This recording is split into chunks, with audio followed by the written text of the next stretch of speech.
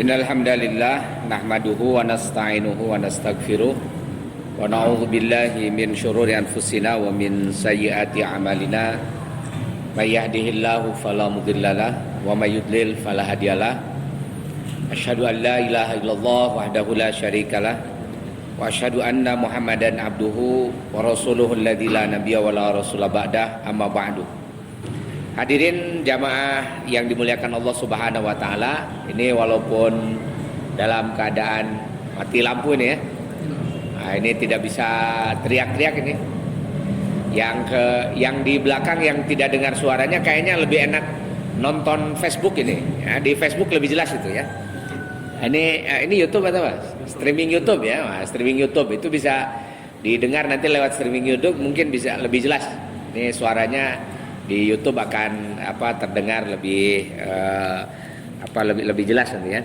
Mudah-mudahan yang dekat-dekat sini suaranya tidak terganggu. Dan insya Allah yang akan kita bahas ini adalah satu tema sejarah yang penting untuk diingat oleh kita semua, oleh warga bangsa Indonesia, yaitu peristiwa yang disebut dengan peristiwa Piagam Jakarta tanggal 22 Juni tahun 1945. Indonesia itu merdeka tahun 45 tanggal 17 Agustus. Kita tahu semua itu ya. Cuma kan untuk sampai kemerdekaan itu tidak simsalabim. Tidak ujuk-ujuk saja begitu Indonesia itu merdeka dan melepaskan diri dari penjajahan, dari kolonialisme. Indonesia menjadi negara seperti sekarang ini tentu melalui proses yang panjang, melalui satu proses yang tidak sebentar ya, prosesnya panjang sekali. Jadi walaupun kita nanti akan fokus membahas mengenai 22 Juni, tapi kita harus setback dulu ke belakang, bagaimana Indonesia ini bisa lahir. Sebab zaman dulu itu tak aya namina Indonesia. Kita tidak pernah kenal dalam sejarah pada abad-abad, misalnya abad 15, abad 16, apalagi abad 7, 8 Masehi. Nama Indonesia itu tidak pernah tercatat. Jadi nggak ada nama Indonesia itu. Yang ada itu nama misalnya Tarumanagara, yang ada itu Majapahit, yang ada itu Sriwijaya, yang ada itu Sunda, yang ada itu Sukapura. Wah, Sukapura teh Tasiknya. Nah, ada uga ya, ungkapan. Nah, Sukapura ngadaun ngora. Nah, gitu ya. Jadi dulu yang ada itu Sukapura. Gitu. Terus yang ada Galuh, yang ada kota-kota lama itu atau daerah-daerah lama. Jadi nggak ada Indonesia itu. Indonesia itu baru ada 17 Agustus 45. Jadi zaman baheula we Indonesia. Itu bagaimana Indonesia bisa ada seperti sekarang ini. Nah, tentu saja ini melalui satu proses yang panjang. Sebelum Indonesia ini menjadi Indonesia, kawasan ini sempat menjadi berbagai dikuasai oleh banyak sekali kerajaan-kerajaan. Dari mulai kerajaan yang beragama Hindu. Di dulu ada kerajaan-kerajaan Hindu sebelum datangnya kerajaan Islam. Di antaranya kalau di daerah Jawa Barat itu ada kerajaan Tarumanagara, kemudian kerajaan Sunda. Kerajaan Sunda itu ibu kotanya di Galuh, kemudian di Galuh Pakuan, di Pakuan Pajajaran dan seterusnya. Ada juga nanti kerajaan Kadiri, Daha, Majapahit, Singosari, itu kerajaan-kerajaan kecil, kerajaan Mataram, Hindu dan sebagainya. Jadi di hampir setiap pulau di Indonesia itu ada kerajaan-kerajaannya. Itu jadi masing-masing itu ada kerajaan-kerajaan. Nggak ada Indonesia. Ya, masing-masing raja itu dia menguasai kawasan yang kecil-kecil aja. Nanti ketika gelombang Islamisasi datang, jadi Islam datang ke Indonesia, yang mula-mula datangnya itu abad ke-7 ke Aceh. Jadi Islam itu sudah lama sekali datangnya, walaupun nanti kerajaan Islamnya agak belakangan. Tapi kalau agama Islamnya itu sudah datang sejak abad ke-7. Jadi abad ke-7 itu tahun genep ratusan, 678 itu persisnya ya. Ada pelancong Cina yang datang ke Barus. Barus itu kalau sekarang masuk ke Kabupaten Tapanuli Barat kalau nggak salah itu ya.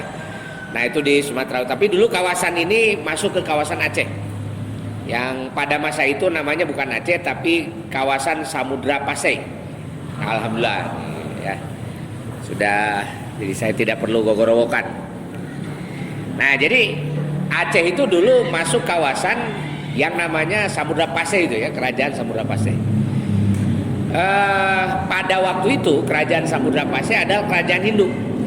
Jadi kerajaan yang penguasanya itu beragama Hindu. Nah, tapi walaupun mereka penguasanya beragama Hindu, tentu saja rakyatnya berinteraksi dengan siapa saja. Nah, termasuk berinteraksi dengan umat Islam. Nah, pada abad ke-7 itu sudah banyak pedagang-pedagang Muslim yang datang dari kawasan Arab berdagang ke sini, ke Barus itu, atau ke kawasan Aceh. Nah, jadi mereka ini sudah datang sejak abad ke-7 berdagang ya. Mula-mula tentu saja melalui jalur perdagangan itu, dan sambil berdagang mereka menyebarkan ajaran Islam. Sambil juga nanti setelah ajaran Islam ini tersebar, banyak dai-dai, penyiar-penyiar agama Islam, guru-guru agama Islam yang dibawa oleh para pedagang ini untuk mengajarkan Islam. Nah, sampai di kawasan Samudra Pasai ini atau di kawasan Aceh, keluarga kerajaan pun tidak luput dari sasaran dakwah. Jadi itu sudah didakwahi sejak abad ke-7. Sampai nanti karena masyarakatnya sudah banyak yang masuk Islam, kemudian keluarga kerajaan juga banyak yang masuk Islam, pada sekitar abad ke-12 atau abad ke-11 itu nanti ada abad ke-12 ya, itu ada Raja Samudra Pasai yang bernama Merah Silu. Nah, Merah Silu ini dia menerima dakwah dan kemudian menyatakan masuk Islam. Akhirnya dia masuk Islam, berganti nama menjadi Al-Malikus Salih. Al-Malikus Salih. Nah, jadi nama Al-Malikus Salih ini setelah dia menjadi Muslim dan kerajaannya berubah menjadi kerajaan Islam. Itulah kerajaan Islam pertama yang ada di Sumatera atau di Aceh itu. Nah, itu rajanya namanya Raja Malikus Saleh. Nah, terus saja dari situ nanti Islam berkembang kemana-mana, di Sumatera, ke Jawa dan seterusnya, sampai nanti muncul kerajaan-kerajaan Islam. Jadi ada kerajaan Islam di Aceh, di Malaka, kerajaan Islam di Palembang ya, menggantikan kerajaan Sriwijaya yang beragama Buddha. Ada kerajaan Islam di Jawa ya, kerajaan pertamanya adalah kerajaan Demak. Setelah itu nanti kerajaan Pajang, kerajaan Mataram, kemudian kerajaan Cirebon ya, kerajaan Banten, itu adalah kerajaan-kerajaan Islam. Nanti nyambung lagi ke Bima ya, ada kerajaan Bima, ada kerajaan di Kutai Kartanegara di Kalimantan Timur, ada kerajaan di Sulawesi dan seterusnya gitu. Jadi terus saja sambung menyambung itu sampai nanti berdiri kerajaan-kerajaan Islam. Kalau kita perhatikan kerajaan-kerajaan ini secara politik itu masing-masing berdiri sendiri-sendiri. Gitu. Jadi waktu itu belum menjadi satu kawasan yang bersatu secara politik itu. Tetapi ada yang membuat kerajaan-kerajaan ini memiliki memiliki hubungan yang erat, yaitu perdagangan tadi itu. Jadi kerajaan-kerajaan Islam itu dia memindahkan pusat-pusat kerajaan dari pedalaman. Tadinya pusat kerajaan itu ada di pedalaman, oleh orang Islam itu dipindahkan ke pinggir pantai. Jadi setelah dipindahkan ke pinggir pantai, seperti kerajaan Aceh misalnya itu ada di Banda Aceh, itu di pantai timur. Kemudian kerajaan Malaka juga sama itu ya, kerajaan Demak itu di pantai utara Jawa, kemudian Banten, Cirebon itu sama juga di pantai utara Jawa juga, dan seterusnya. Hampir semua kerajaan Islam itu pusatnya ada di pinggir pantai, dan pinggir-pinggir pantai itu merupakan jaringan-jaringan dagang, gitu. Jaringan dagang dari mulai Aceh terus sampai ke Papua, sampai nanti ada kerajaan Islam Fak-Fak di Papua itu, yang ada raja yang terkenalnya sekarang menjadi tempat wisata ya, Raja Ampat. Nah, Raja Ampat itu adalah nama Raja Fak-Fak yang sangat terkenal, itu Muslim. Jadi kerajaan pertama yang ada di Papua itu bukan Kristen, itu nggak ada. Kristen itu belakangan datangnya, tapi kerajaan Islam. Jadi makanya kalau mau diklaim Papua ini negerinya orang Kristen apa negeri orang Islam, itu negeri orang Islam. Karena kawasan Papua ini pertama kali dikuasai oleh kerajaan Tidore, kemudian nanti berdiri kerajaan Fak-Fak di Papua itu. Nah, jadi jaringan dagang inilah yang telah membentuk komunikasi di antara orang-orang dari mulai Aceh sampai ke Papua. Jadi itu komunikasinya sudah terbentuk. Dengan apa mereka berkomunikasi? Yaitu dengan menggunakan bahasa Melayu. Makanya di mana-mana orang-orang di Asia Tenggara itu mereka bisa bahasa Melayu. Jadi mau di Papua, mau di Aceh, mau di mana itu bisa bahasa Melayu. Yang bahasa Melayu itu nanti menjadi dasar bagi bahasa Indonesia. Jadi sekarang kita punya pakai bahasa Indonesia ini kan aslinya adalah bahasa Melayu itu. Nah, ini menandakan bahwa dasar-dasar Indonesia lahir itu sudah ada sebetulnya, sudah sejak lama. Yaitu ketika jaringan perdagangan di antara kerajaan-kerajaan Islam ini terbentuk sehingga mereka menciptakan satu bahasa pergaulan yang sama, yaitu bahasa Melayu. Makanya bahasa Melayu itu dia kategorinya itu bahasa lingua franca. Bahasa lingua franca itu adalah bahasa komunikasi yang mudah dipelajari dan dia tidak memiliki karakter ini ya yang rumit. Mempelajari bahasa Indonesia itu gampang. Bapak makan, anjing makan, apalagi kan gitu ya. Semuanya makan gitu. Tapi sok pakai bahasa Sunda kan gitu ya. Anjing tuang. Gitu ya. Pan disering-serikeun banyak anjing tuang kan gitu ya. Nah, gitu hari bapak tuang, anjing ngelebok kan gitu ya. Nah, itu. Jadi tidak bisa disamakan gitu. Nah, itu kan agak sulit tuh belajar bahasa Sunda atau belajar bahasa Jawa itu lebih rumit lagi. Nah, Jawa ini lebih rumit lagi nih hierarki bahasanya. Nah, kalau bahasa Melayu itu bahasa Indonesia, itu dia bahasa umum saja supaya orang mudah belajarnya. Sehingga dia hanya kenal dengan dengan satu kosakata untuk digunakan untuk apa saja sehingga orang menjadi mudah untuk mengekspresikan maksud tujuan dalam komunikasi gitu. Baru nanti dikembangkan sastra. Sastra ini kan tingkat level tinggi daripada bahasa. Nanti belakangan saja setelah berkembang bahasa Melayu ini di mana-mana. Nah, jadi pada mulanya ini adalah bahasa komunikasi. Ini menandai lahirnya satu komunitas orang-orang Melayu di kawasan Asia Tenggara ini. Dan yang lebih penting lagi, kenapa mereka mudah berkomunikasi? Karena kawasan ini sudah diislamkan. Jadi di mana-mana ini sudah Islam. Papua sudah Islam, datang ke Maluku sudah Islam, datang ke Sulawesi sudah Islam, datang ke Kalimantan sudah Islam. Jadi semuanya sudah Islam, sehingga gampang. Orang berkomunikasi itu mudah. Sampai-sampai bahasa Melayu itu menerima unsur serapan dari bahasa Arab yang merupakan bahasa Al-Quran dan hadis, jumlahnya sampai 60%. Coba perhatikan bahasa Melayu atau bahasa Indonesia kita sekarang ini. Kosakatanya kalau kita ucapkan satu-satu dan kita cari asal usulnya itu banyak yang dari bahasa Arab. Contoh misalnya Majelis Permusyawaratan Rakyat, bahasa Arab kabeh. Majelis dari jalasa yajlisu, majelis kan ya, tempat duduk. Kemudian apa? Perwakilan dari kata wakil. Nah, wakalah yang yakilu kan itu mewakilkan, perwakilan. Terus rakyat. Bahasa apa rakyat itu?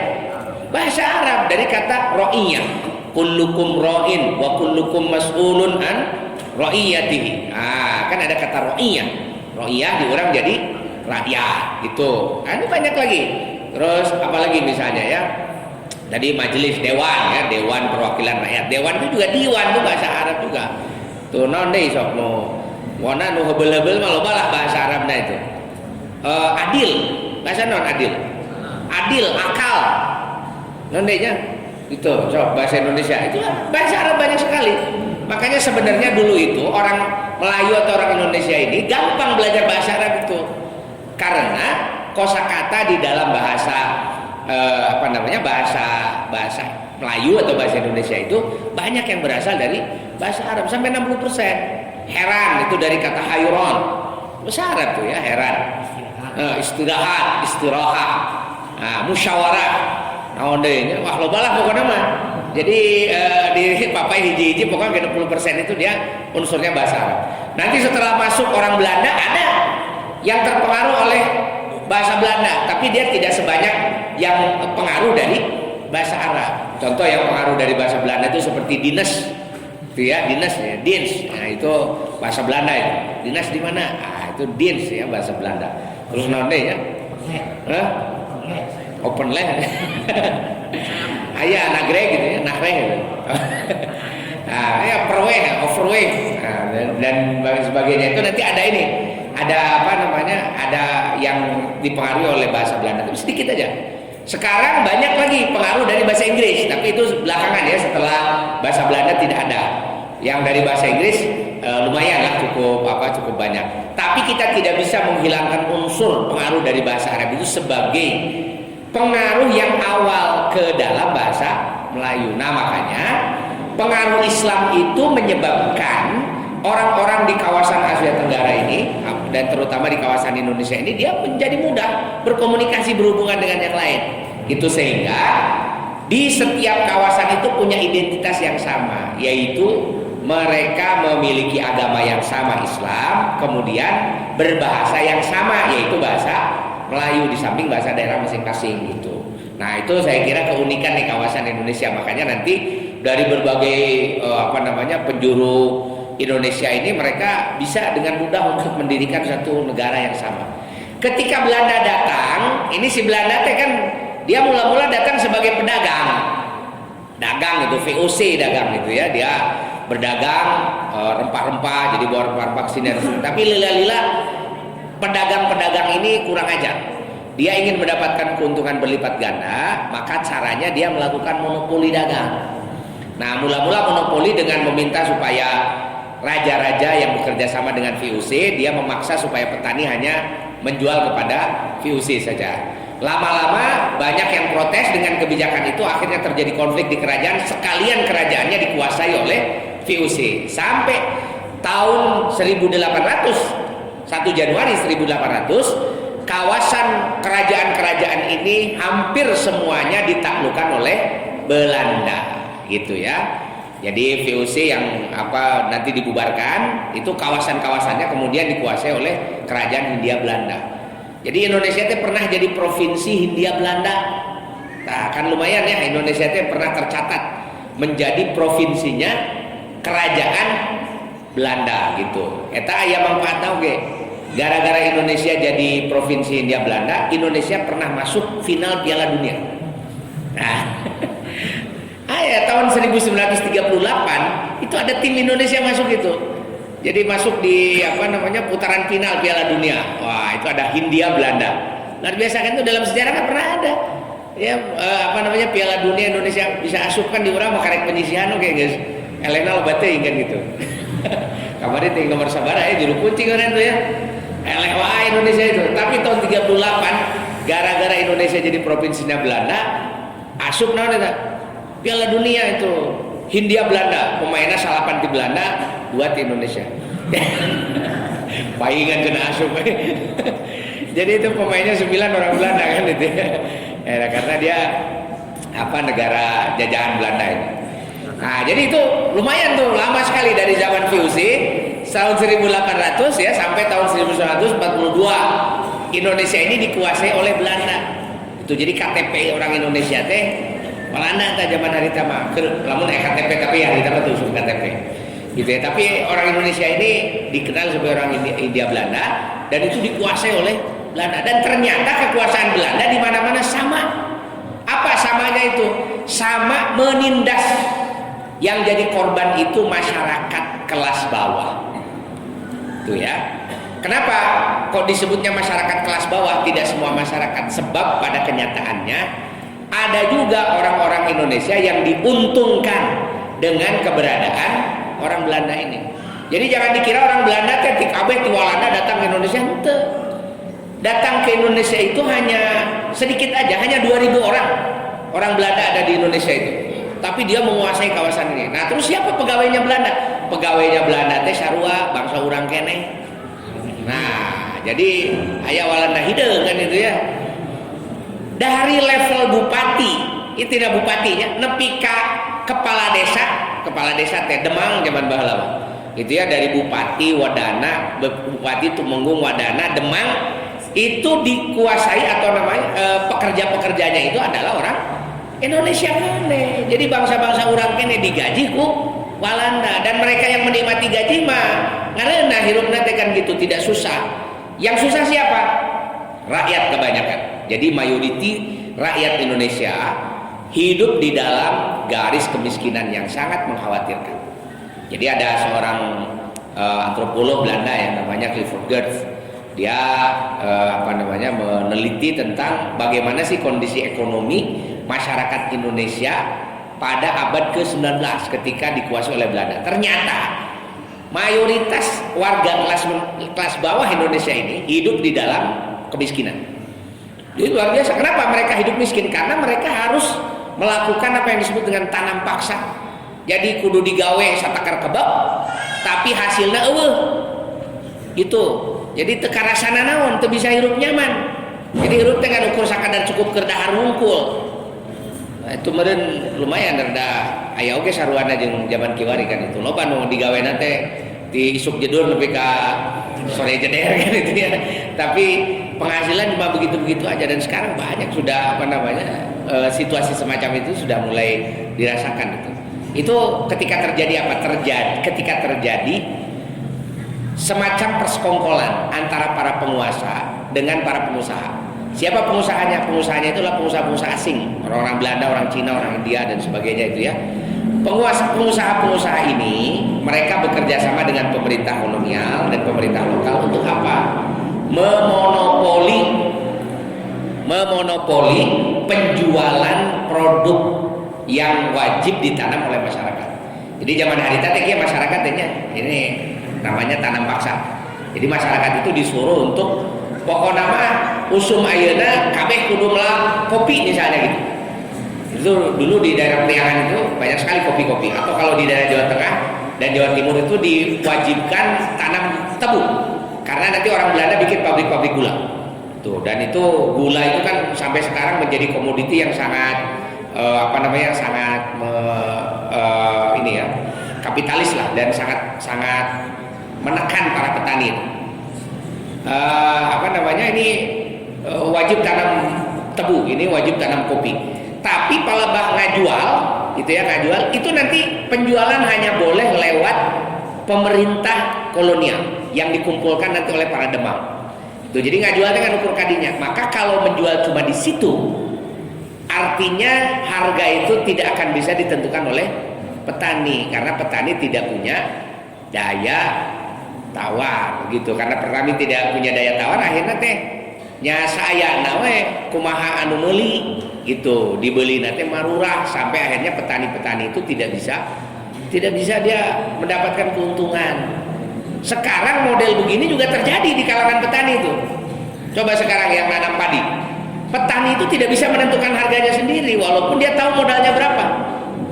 Umpamanya modal deh sakit dimimiti ngoli bibit, pupuk, tenaga kerja dan seterusnya. Tapi palebah ngajual, harga tidak bisa ditentukan sendiri. Ketika menjual, harga itu ditentukan oleh para tengkulak gitu. Dan permainannya itu kalau misalnya harga sudah mulai melonjak, apa yang dilakukan?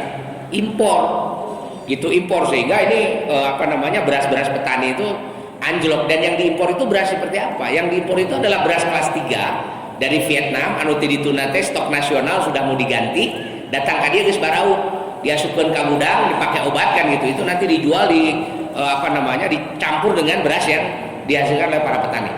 Dan itu sudah biasa itu. Makanya sangu di urang teh kan lamun meuli di pasar itu harga 10.000 sapoe geus bau. Gitu. Padahal baru kemarin tuh di pasar. Itu padahal sebenarnya kalau kita ambil dari lamun pare anyar gitu nya, pare anyar diliwat 3 poe mah moal bau. Tapi ayeuna gampang tuh sapoe geus bau. Nah itu kejadian. Dulu itu zaman kolonial semacam itu, dan sekarang para petani yang merupakan para petani yang merupakan masyarakat level paling rendah, sekarang ini merasakan hal yang sama seperti yang dirasakan zaman kolonial. Maka ayeuna lamun aya tukang tani, eta nu tukang tani teh rada teu hayang nitah budakna jadi tani deui. Sok ayeuna bapak-bapak nu boga sawah, nu boga kebon, aya teh cita-cita supaya budak teh nuluykeun bapana ngagarap sawah jeung henteu. Ayeuna mah baroga sawah boga kebon teh budakna sakolahkeun jang mau terbalik jadi petani mah. Ripuh bapak ge kan gitu. Sok we lah tah jadi anu sina jadi guru, anu sina jadi naon kan gitu. Nepi ka engke kebon teh beak. Itu di daguan beakna kebon teh. Nah, kenapa nanti kebun ditunggu habis? Sebab sebentar lagi yang akan memonopoli semua produk pangan itu adalah para kapitalis. Jadi disiapkan nih pabrik-pabrik gede. Seumpama misalnya di Papua itu sudah dimulai pembukaan lahan sawah sekitar 2 juta hektar. Dipegang satu perusahaan, coba bayangkan itu. Ayo nama jadi engke nu nyiapkeun beas teh lain petani-petani itu. Yang menyiapkan beras adalah para kapitalis, dan ketika kapitalis yang sudah pegang maka dia yang akan menentukan harga dan memainkan harga. Sama seperti apa namanya sekarang ini sawit gitu. Sawit itu dulunya ditanam oleh para petani, tapi sekarang udah nggak ada petani-petani tanam sawit. Yang tanam sawit itu Sinarmas, dia punya lahan sawit di Kalimantan Timur 1 juta hektar. Wah, luar biasa itu ya. Belum lagi nanti perusahaan-perusahaan lain yang ada di mana, Sumatera, di Riau, di mana-mana. Jadi sanajan sawit gitu, itu semua jadi dipegang oleh para kapitalis dan yang beli kita.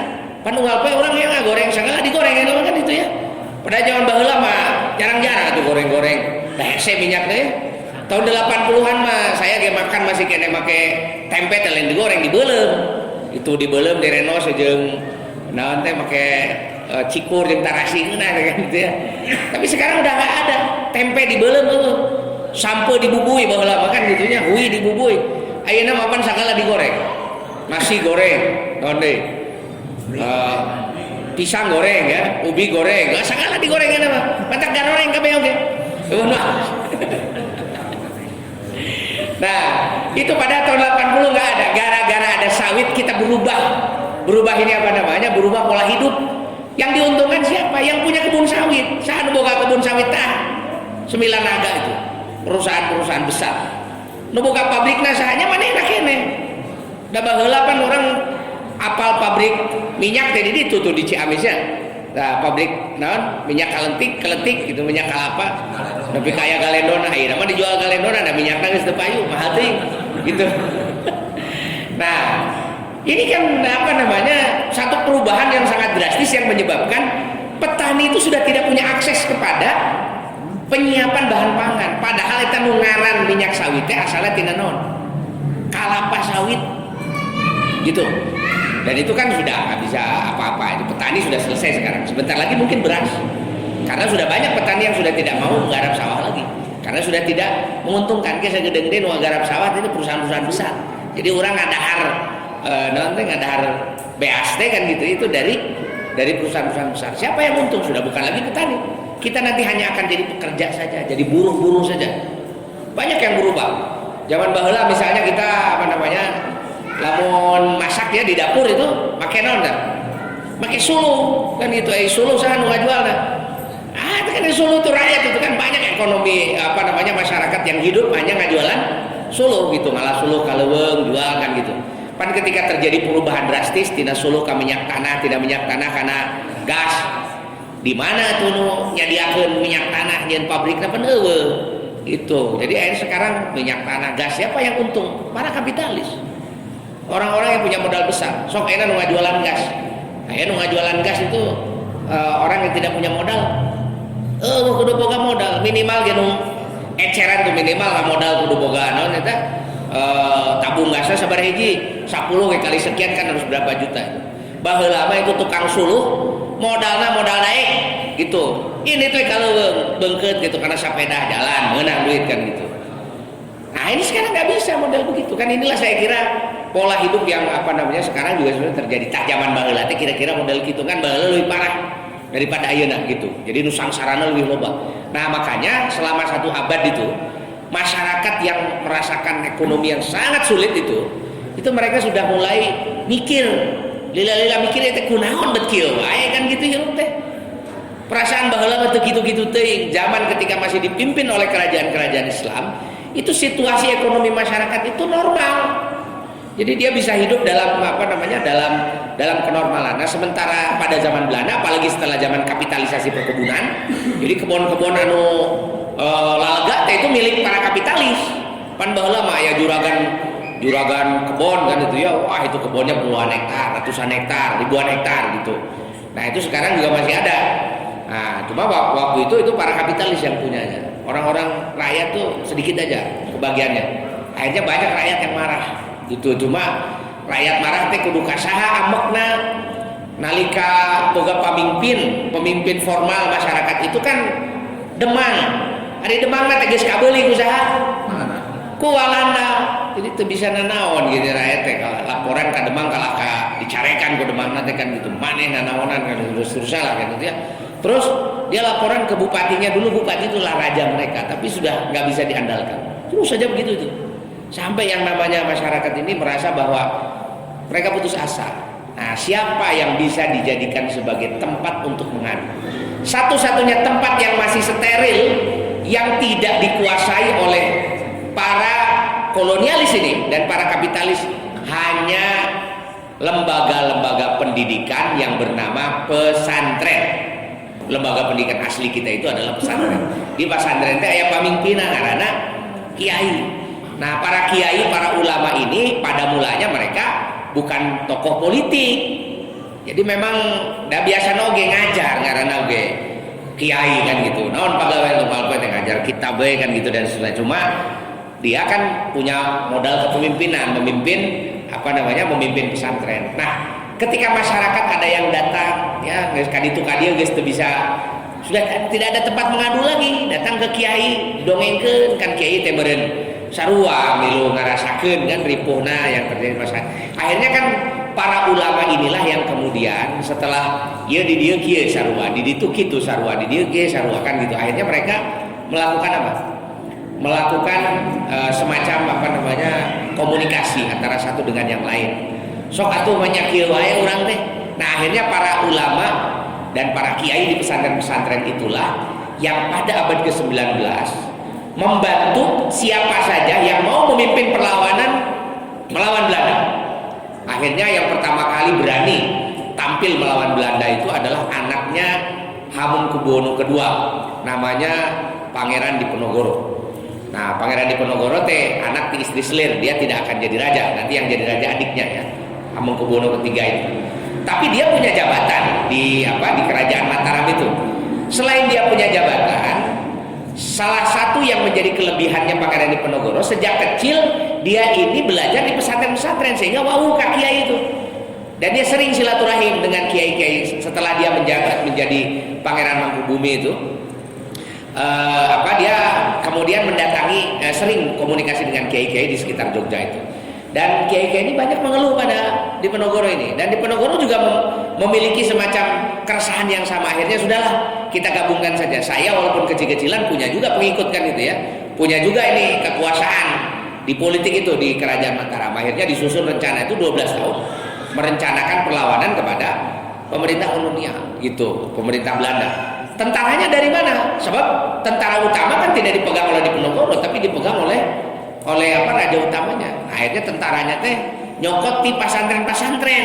Sampai akhirnya di pesantren-pesantren salah satu kurikulum wajibnya selain ngaji itu wajib belajar silat. Nah, itu riwayatnya kunaon pesantren kudu diajar diajar silat zaman baheula itu ya.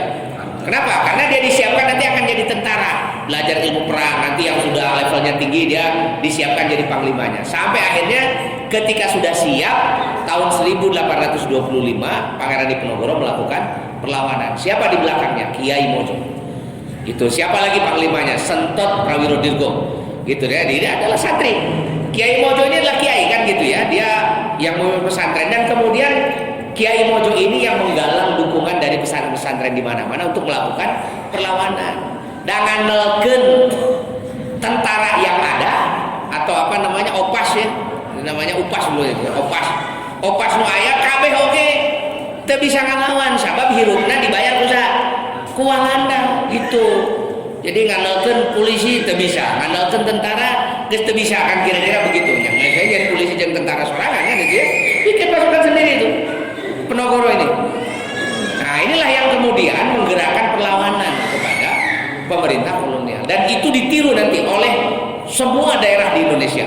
Maka sejak meletusnya perang Diponegoro 1825 sampai 1830 tidak bisa dihentikan. Di mana-mana terjadi perlawanan kepada Belanda yang didorong oleh para kiai dan santrinya.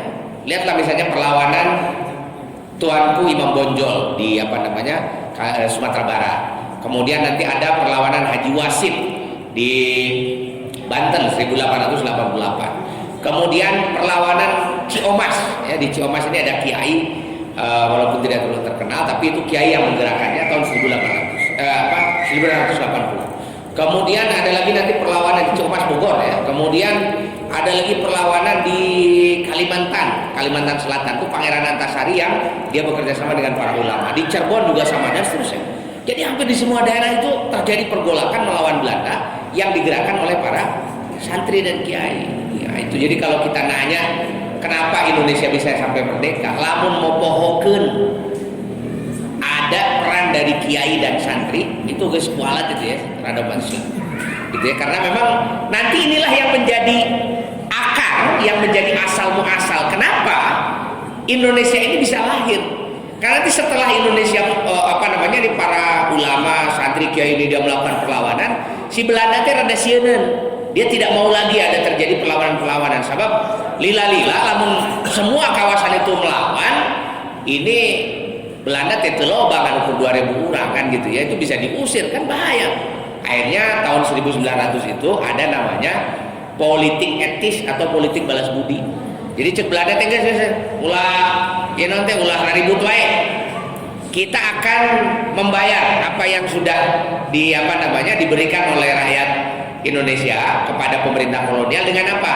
Dengan memberikan 3 kebijakan. 1, kebijakan pendidikan. Coba bayangkan di 1800 Belanda nyeun sakola, anu menang sakola teh kan ukur orang Eropa saja. Jadi sakola teh orang Eropa boleh, orang Cina boleh, atau anak-anak pegawai Belanda. Jadi orang Indonesia tapi anak pegawai baru boleh sekolah. Jadi lamun lain anak bupati, lain anak pejabat, lain anak bangsawan teu meunang sakola. Itu kita bisa bayangkan ya, masyarakat Indonesia betapa kebodohannya itu merajalela sebab teu meunang, ieu mah teu meunang sakola. Pan urang mah dipaksa sih sekolah gitu ya, baheula mah teu meunang sakolah. Maka kalau ada cerita wah zaman Kartini mah cenah perempuan-perempuan itu tidak sekolah. Tong boro awewe lalaki oge sarua teu sakola kan gitu. Jadi itu nggak bener menyebutkan awewe teu sakola, lain awewe wungkul lalaki ge sarua teu sakola. Gitu. Jadi kalau Kartini memperjuangkan pendidikan bagi kaum wanita, harusnya bukan cuma buat kaum wanita, nah lalaki oge sarua teu sakola. Karena itu kebijakan Belanda model begitu. Itu zaman zaman kolonial itu. Akhirnya Belanda teh geus ayeuna mah meunang sakola sok. Gitu. Sebab orang Belanda tuh takut kalau orang Indonesia sampai sekolah dia mengerti apa yang sedang terjadi pasti melawan. Itu akhirnya dipiara aja kebodohan itu. Gitu. Jadi dipiara sinambara bodoh. Nah akhirnya kejadian lah itu di awal abad 19 itu sok tah teu naonnya orang Indonesia bersekolah. Gara-gara mulai dibuka sekolah, banyak orang-orang Indonesia dari kalangan kelas bawah yang mulai terbuka pikirannya, komo nu palalinter. Lahirlah orang seperti Soekarno misalnya. Soekarno teh tanya ibu bapaknya, saya ada lain pejabat itu, ibu bapaknya itu dia buruh itu, buruhnya perkebunan Belanda. Muhammad Hatta, bapak naon gawe negan itu siapa itu buruh perkebunan? Gitu ya, Pak Nasir. Apa pekerjaannya itu? Juru tulis di perkebunan. Gitu, jadi nggak ada yang pejabat-pejabat tinggi itu. Jadi tokoh-tokoh seperti siapa? Haji Agus Salim. Agus Salim ada leung, bapak nanti jaksa. Gitu ya, jadi agak tinggi lah ini sekolahnya. Dia juga pernah sekolah Eropa. Ada Cokro Aminoto, itu juga dia sama. Orang tuanya bukan bukan dari kelas tinggi. Itu rata-rata para aktivis-aktivis itu mereka adalah anak-anak orang biasa. Tapi gara-gara disakolahkeun, kasih pelajaran bahasa Belanda, diberi pengetahuan, akhirnya mereka juga melek kan gitu ya, melek akhirnya sekolahnya terus dapat beasiswa dan sebagainya. Ketika pulang ke Indonesia, aya nu sekolah di Belanda, sekolah di mana gitu, pulang ke Indonesia itu mereka akhirnya mulai mikir, ieu lamun kieu wae Indonesia mau beres-beres. Akhirnya mereka melakukan apa? Perlawanan. Didirikanlah organisasi-organisasi. Yang pertama kali berdiri organisasi di Indonesia itu dan memberikan pelayanan kepada masyarakat itu organisasi Islam. Sarekat Dagang Islam, Sarekat Islam 1911, kemudian Muhammadiyah 1912, Persis 1923, 1926. Apa yang dikerjakan oleh ormas-ormas ini? Nyen sekolah. Kenapa yang dikerjakan itu bikin sekolah? Jamiat Khair bikin sekolah, Al Irsyad bikin sekolah, Muhammadiyah bikin sekolah, Persis bikin sekolah. Nah, NU dia juga memelihara sekolah-sekolah yang ada, pesantren-pesantren. Kenapa sekolah yang diperhatikan? Karena di awal abad 20 itu semua orang menganalisis bahwa kelemahan orang Indonesia pada saat itu adalah kebodohan. Teu sakola, maka sekolah lah dibuka. Dan setelah sekolah dibuka, disinilah mulai itu sekolah Muhammadiyah dibuka dan sebagainya, itu lahir para aktivis-aktivis yang nanti mereka menjadi tokoh yang sangat penting ketika memerdekakan Indonesia. Nah, jadi ketika Belanda itu sudah di ujung tanduk, tahun 42 mereka kalah dalam perang Pasifik ya, harus angkat kaki dari Indonesia. Itu nanti digantikan oleh Jepang. Nah, Jepang ini berusaha untuk mendapatkan dukungan ini dari masyarakat Indonesia. Tapi Jepang waktu itu salah sasaran ya. Jadi dia mencari dukungannya dari para priai. Padahal priai itu nggak punya masa itu. Jadi disangkanya para priai yang sebelumnya itu jadi pejabat-pejabat zaman Belanda, dia punya masa, ternyata tidak. Akhirnya dukungannya diganti, cari dari para tokoh ulama itu. Maka tokoh ulama seperti Hasyim Asy'ari, Mas Mansur, Ki Bagus Hadikusumo, Abdul Kahar Muzakir dan lain-lain itu kemudian ditarik oleh Belanda untuk oleh Jepang itu untuk mendukung Jepang ketika dia perang Pasifik. Janji Jepang apa?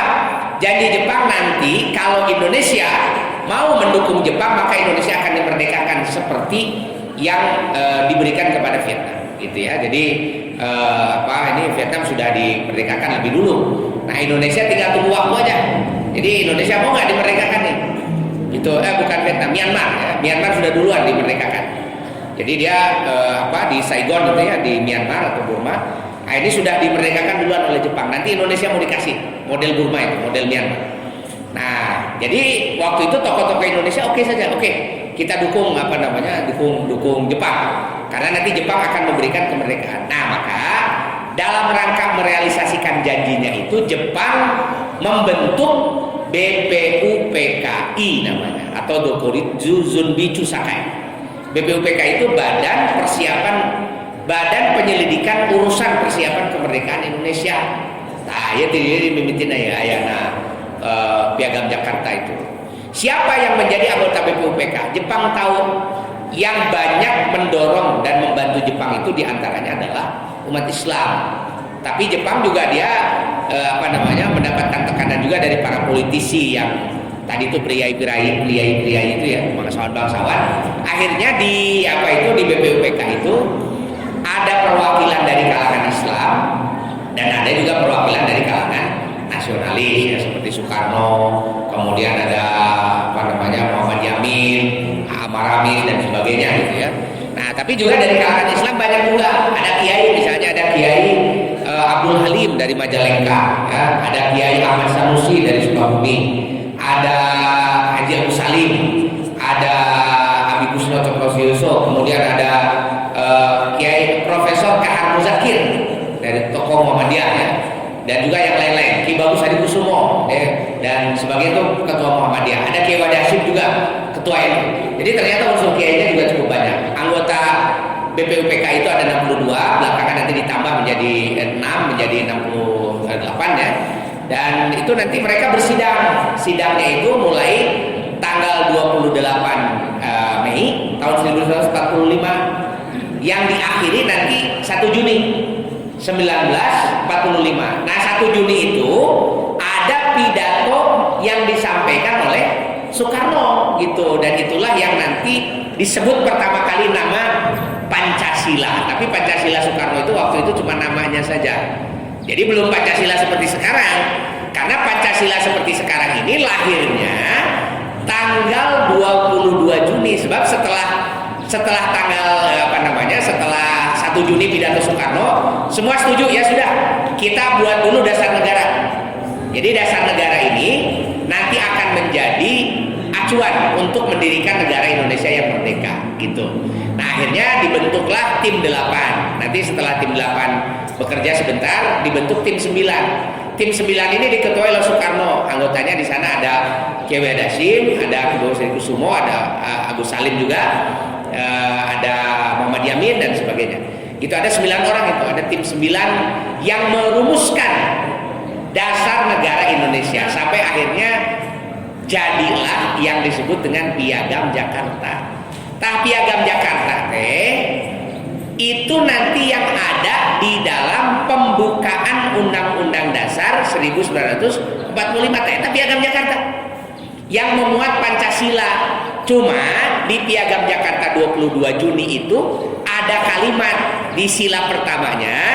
Jadi Indonesia itu berdasar atas ketuhanan, dengan kewajiban menjalankan syariat Islam bagi pemeluknya. Pancasila tanggal 22 Juni yang disebut dengan Jakarta Charter itu atau Piagam Jakarta, yang nanti ketika ini sudah disepakati, ya sudah sepakat tim 9 nih. Jadi tim 9 ini sudah menyepakati, oke nih ya, Piagam Jakarta jadi.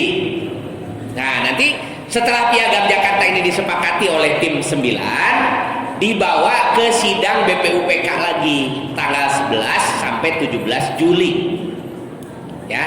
Nah, itu tanggal 22 Juni. Jadi istirahat dulu. Nanti ada persidangan lagi tanggal 11 sampai tanggal 17 Juni.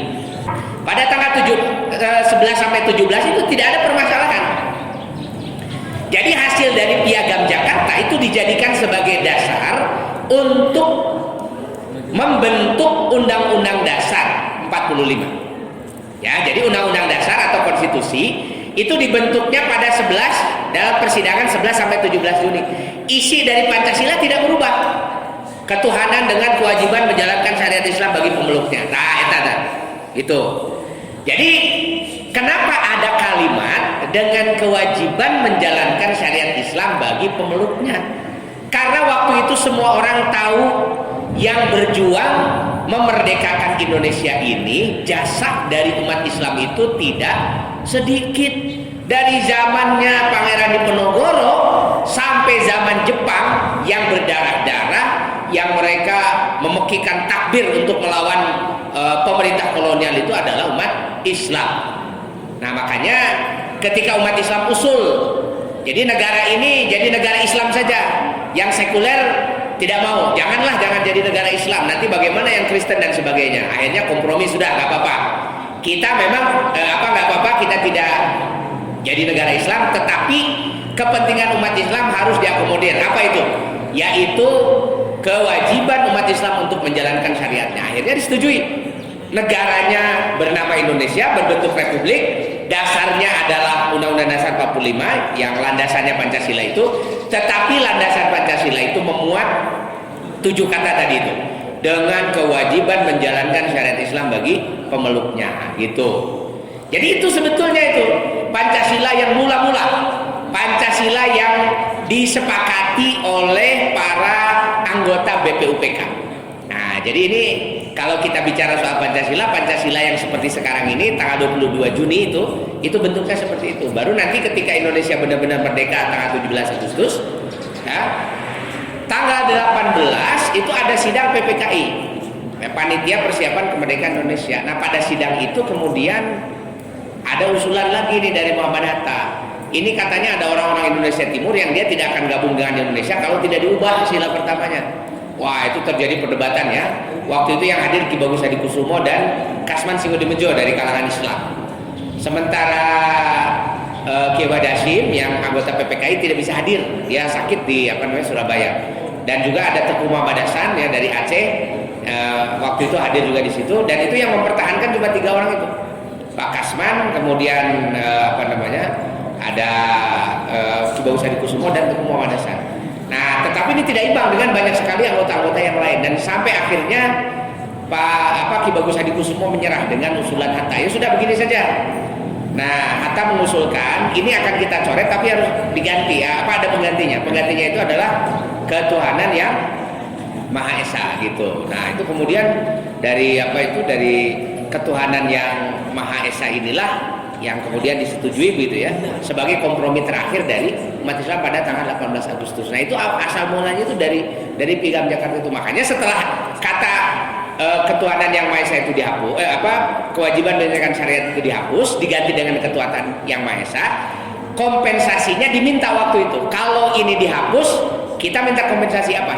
Harus ada kementerian yang mengurusi umat Islam. Akhirnya dibentuklah Kementerian Agama. Makanya di Indonesia itu namanya bukan Menteri Agama-Agama atau Kementerian Agama-Agama, tapi Kementerian Agama saja. Kenapa disebut Kementerian Agama saja? Karena ketika kementerian ini didirikan tujuannya adalah melayani umat Islam. Sanajan ke zaman Orde Baru itu yang lain protes, kenapa cuma Islam saja yang diurus? Itu dia lupa dengan sejarah. Padahal sini Kementerian Agama itu didirikan memang untuk melayani siapa? Umat Islam gitu. Jadi ini kepentingan umat Islam harus dilayani karena ada ada klausul tadi yang dihilangkan itu. Nah ini jadi Piagam Jakarta 22 Juni itu sebetulnya menjamin umat Islam di Indonesia menjalankan syariat agama Allah Subhanahu Wa Taala gitu. Yang sekarang ini ya, sekarang gara-gara penguasanya banyak sekali yang sekuler berganti-ganti. Soekarno juga dia berkuasa banyak didukung oleh orang-orang sekuler, kemudian nanti Soeharto juga begitu.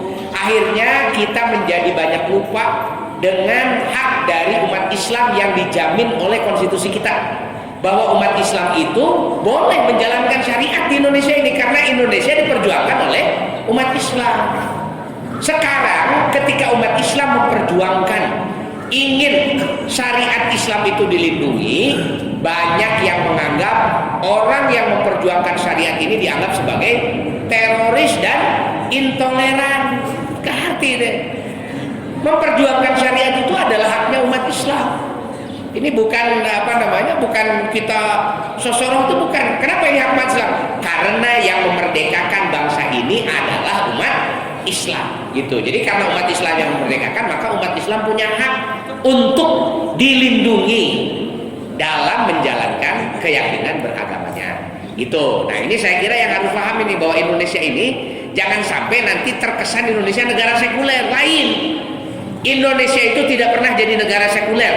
Tidak ada satupun di dalam undang-undang dasar kita yang menyatakan bahwa Indonesia ini adalah negara sekuler, itu tidak ada. Walaupun orang-orang sekuler menginginkannya, jadi supaya Indonesia ini jadi negara yang sekuler. Jadi pokoknya urusan agama ulah dibawa-bawa lah karena karena masalah politik itu tidak benar. Indonesia itu adalah negara yang agama dijadikan sebagai dasar.